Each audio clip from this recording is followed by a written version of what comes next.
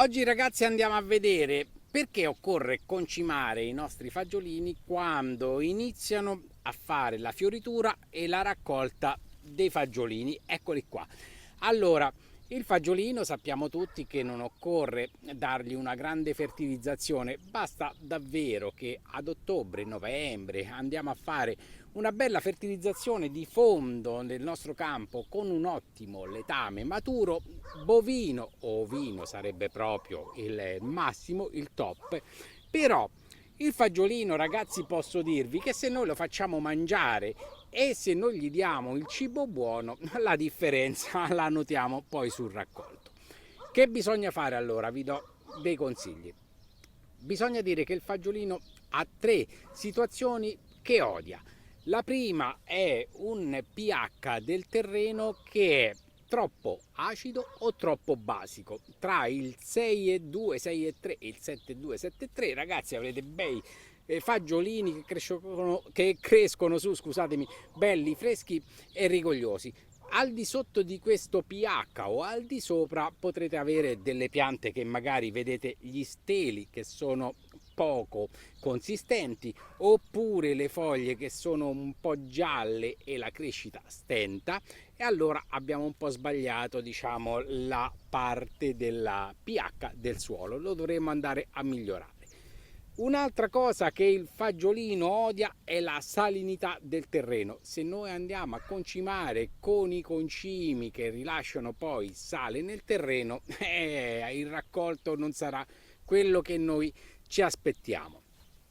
Una terza cosa fondamentale, per cui è quella che vi sto dicendo e avete visto già nella miniatura, andiamo a fertilizzare il nostro fagiolino quando è in fioritura e in raccolta, è la scarsa quantità di elementi nutritivi, quindi la carenza oppure lo squilibrio degli elementi nutritivi principali ma anche secondari durante la fase, come stiamo vedendo qua, della raccolta del fagiolino.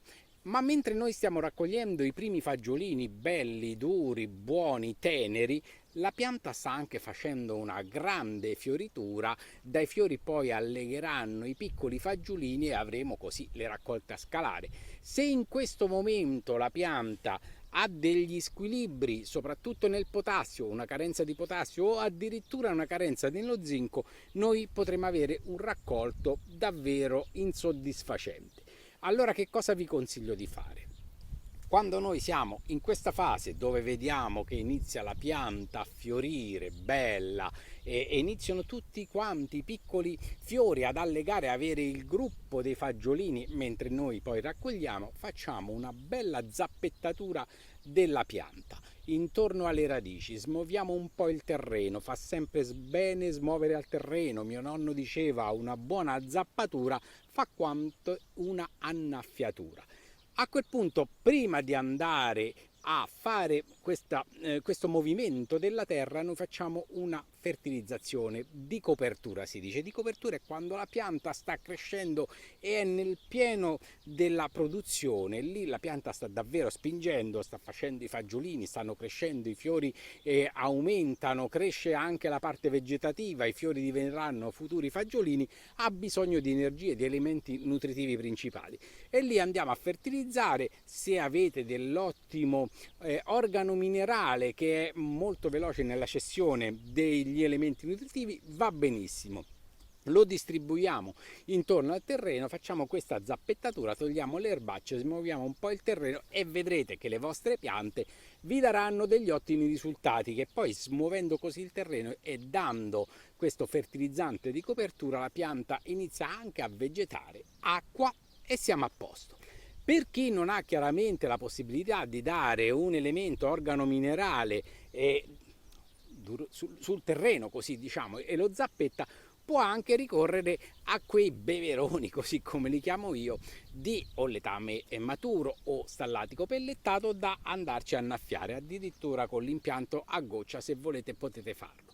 Quindi questo è il mio consiglio: fate una bella concimazione di copertura quando la pianta è in fioritura e voi state raccogliendo i primi fagiolini.